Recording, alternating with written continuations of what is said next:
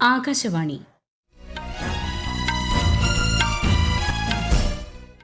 നമസ്കാരം. വാർത്തകൾ വായിക്കുന്നത് സോഫിയ ഡാനിയൽ.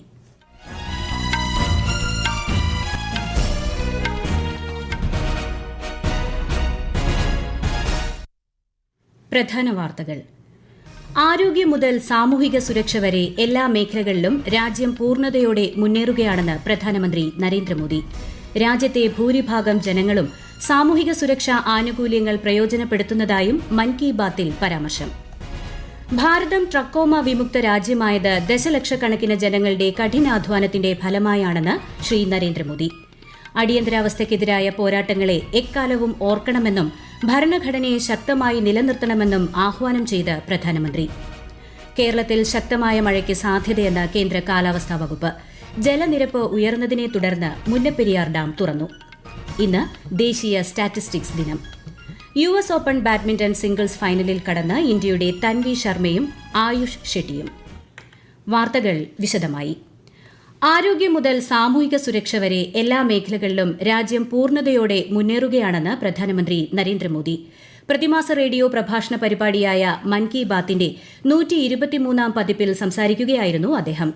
അന്താരാഷ്ട്ര യോഗ ദിനാഘോഷത്തിന് രാജ്യത്തും ലോകമെമ്പാടും ലഭിച്ച സ്വീകാര്യത കൂടുതൽ ആളുകളെ യോഗ സ്വീകരിക്കാൻ പ്രചോദിപ്പിക്കുമെന്ന് ശ്രീ മോദി പറഞ്ഞു. इस बार की थीम भी बहुत विशेष थी, yoga for one earth one health, यानी एक पृथ्वी एक स्वास्थ्य. ये सिर्फ एक नारा नहीं है, एक दिशा है जो हमें वसुधैव कुटुंबकम का एहसास कराती है. मुझे विश्वास है इस बार के योग दिवस की भव्यता ज्यादा से ज्यादा लोगों को योग को अपनाने के लिए जरूर प्रेरित करेगी. വളരെ കാലത്തിനുശേഷം കൈലാസ മാനസ സരോവർ യാത്ര വീണ്ടും ആരംഭിച്ചത് ചൂണ്ടിക്കാട്ടിയ പ്രധാനമന്ത്രി സേവനത്തിനുള്ള വലിയ അവസരങ്ങൾ കൂടിയാണ് തീർത്ഥാടനങ്ങളെന്ന് അഭിപ്രായപ്പെട്ടു. ഈ യാത്രകൾ ഏക ഭാരതം ശ്രേഷ്ഠ ഭാരതത്തിന്റെ പ്രതിഫലനമാണെന്നും അദ്ദേഹം പറഞ്ഞു.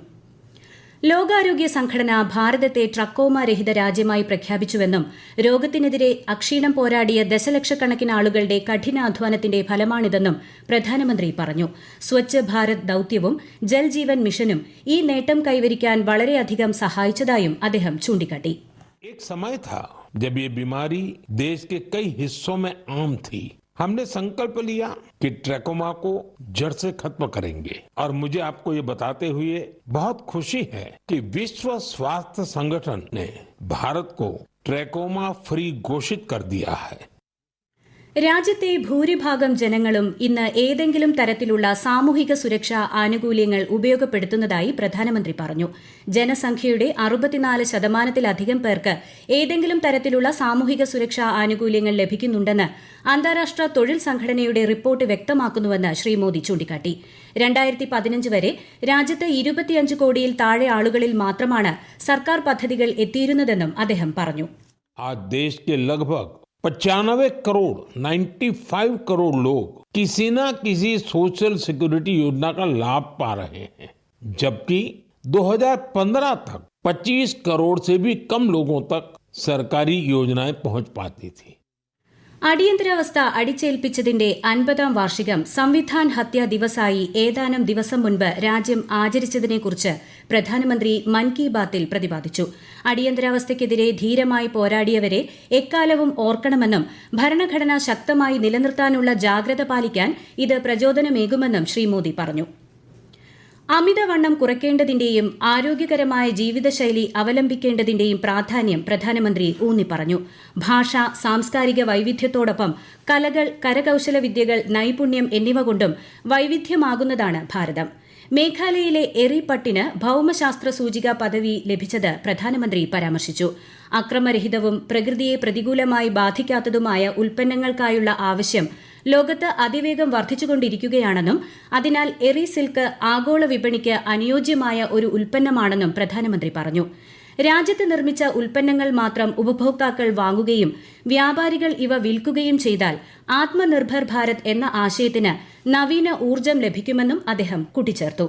ഏക് പേഡ് മാ കെ നാം പ്രചാരണത്തിന് കീഴിൽ രാജ്യത്ത് കോടിക്കണക്കിന് മരങ്ങൾ നട്ടുപിടിപ്പിച്ചുവെന്ന് പ്രധാനമന്ത്രി ചൂണ്ടിക്കാട്ടി. ഇത്തരം പരിസ്ഥിതി സംരക്ഷണ പ്രവർത്തനങ്ങളിൽ പങ്കാളികളാകാൻ അദ്ദേഹം ജനങ്ങളോട് ആഹ്വാനം ചെയ്തു.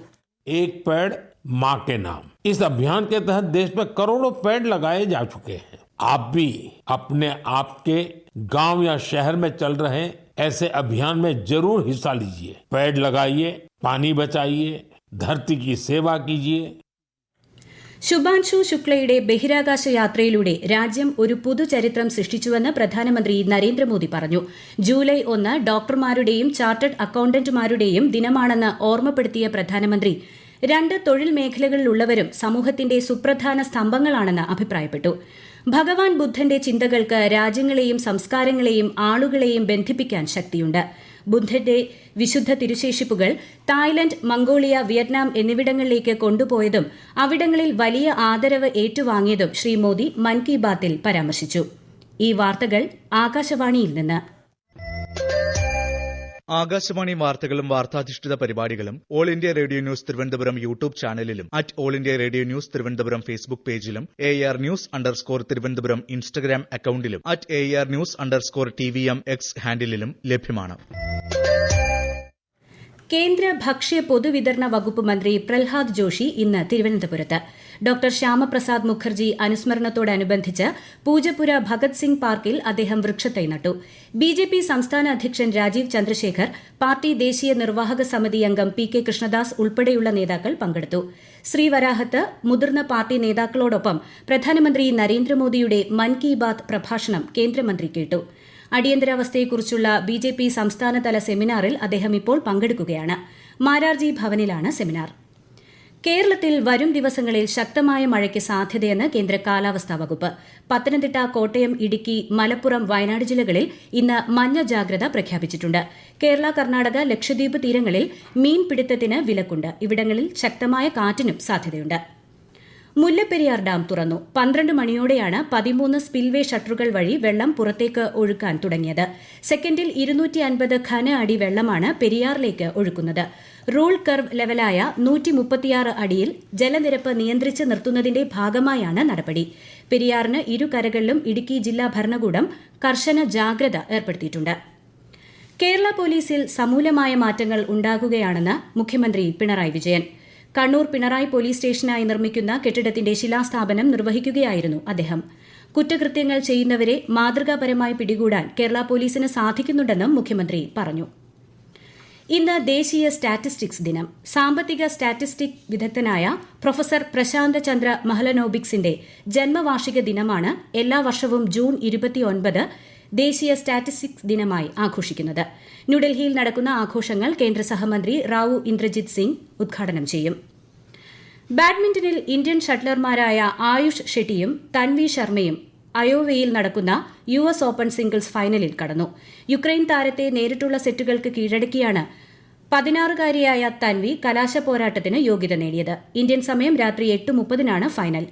ആയുഷ് ഫൈനലിൽ കാനഡയുടെ ബ്രയാൻ യാങ്ങിനെ നേരിടും. ഉത്തരാഖണ്ഡിലെ ഉത്തരകാശി ജില്ലയിലുണ്ടായ മേഘവിസ്ഫോടനത്തിൽ 9 നിർമ്മാണ തൊഴിലാളികളെ കാണാതായി. SDRF, പോലീസ്, റവന്യൂ വകുപ്പുകളുടെ സംഘങ്ങൾ ദുരിതാശ്വാസ രക്ഷാപ്രവർത്തനങ്ങൾ നടത്തിവരുന്നു. ഇന്നലെ രാത്രി മുതൽ തുടർച്ചയായി പെയ്യുന്ന മഴ സംസ്ഥാനത്തിന്റെ വിവിധ ഭാഗങ്ങളിൽ ജനജീവിതം തടസ്സപ്പെടുത്തി. ഉത്തരാഖണ്ഡിലെ കനത്ത മഴ മുന്നറിയിപ്പിനെ തുടർന്ന് ചാർധാം യാത്ര അടുത്ത 24 മണിക്കൂർ താൽക്കാലികമായി നിർത്തിവച്ചു. ഹരിദ്വാർ, ഋഷികേശ്, ശ്രീനഗർ, രുദ്രപ്രയാഗ്, സോൻപ്രയാഗ്, വികാസ് നഗർ എന്നിവിടങ്ങളിൽ തീർത്ഥാടകരെ നിയന്ത്രിക്കാൻ പോലീസിനും ഉദ്യോഗസ്ഥർക്കും നിർദ്ദേശം നൽകിയിട്ടുണ്ട്. ഒഡീഷയിലെ പുരി ശ്രീ ഗുണ്ടിച്ച ക്ഷേത്രത്തിന് സമീപം ഇന്ന് പുലർച്ചെയുണ്ടായ തിക്കിലും തിരക്കിലും 2 സ്ത്രീകൾ ഉൾപ്പെടെ 3 പേർ മരിച്ചു. 10-ലധികം പേർക്ക് പരിക്കേറ്റു. പരിക്കേറ്റവരിൽ 6 പേരുടെ നില ഗുരുതരമാണെന്ന് റിപ്പോർട്ടുണ്ട്. സംഭവത്തിൽ അന്വേഷണം പുരോഗമിക്കുന്നു. പ്രധാന വാർത്തകൾ വീണ്ടും. ആരോഗ്യം മുതൽ സാമൂഹിക സുരക്ഷ വരെ എല്ലാ മേഖലകളിലും രാജ്യം പൂർണ്ണതയോടെ മുന്നേറുകയാണെന്ന് പ്രധാനമന്ത്രി നരേന്ദ്രമോദി. രാജ്യത്തെ ഭൂരിഭാഗം ജനങ്ങളും സാമൂഹിക സുരക്ഷാ ആനുകൂല്യങ്ങൾ പ്രയോജനപ്പെടുത്തുന്നതായും മൻ കി ബാത്തിൽ പരാമർശം. ഭാരതം ട്രക്കോമ വിമുക്ത രാജ്യമായത് ദശലക്ഷക്കണക്കിന് ജനങ്ങളുടെ കഠിനാധ്വാനത്തിന്റെ ഫലമായാണെന്ന് ശ്രീ നരേന്ദ്രമോദി. അടിയന്തരാവസ്ഥയ്ക്കെതിരായ പോരാട്ടങ്ങളെ എക്കാലവും ഓർക്കണമെന്നും ഭരണഘടനയെ ശക്തമായി നിലനിർത്തണമെന്നും ആഹ്വാനം ചെയ്ത് പ്രധാനമന്ത്രി. കേരളത്തിൽ ശക്തമായ മഴയ്ക്ക് സാധ്യതയെന്ന് കേന്ദ്ര കാലാവസ്ഥാ വകുപ്പ്. ജലനിരപ്പ് ഉയർന്നതിനെ തുടർന്ന് മുല്ലപ്പെരിയാർ ഡാം തുറന്നു. ഇന്ന് ദേശീയ സ്റ്റാറ്റിസ്റ്റിക്സ് ദിനം. US ഓപ്പൺ ബാഡ്മിന്റൺ സിംഗിൾസ് ഫൈനലിൽ കടന്ന് ഇന്ത്യയുടെ തൻവി ശർമ്മയും ആയുഷ് ഷെട്ടിയും. വാർത്തകൾ കഴിഞ്ഞു. അടുത്ത വാർത്താ പ്രക്ഷേപണം വൈകിട്ട് 6:30.